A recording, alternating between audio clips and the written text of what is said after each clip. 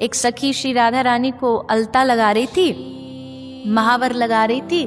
तो महावर लगाते लगाते वो भूल गई और एकदम भाव में डूब गई, आंखों से झरझर आंसू बहने लगे।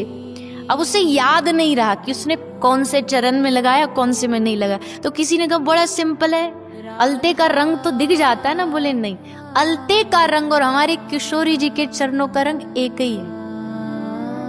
तो फिर कैसे पहचाना उसने?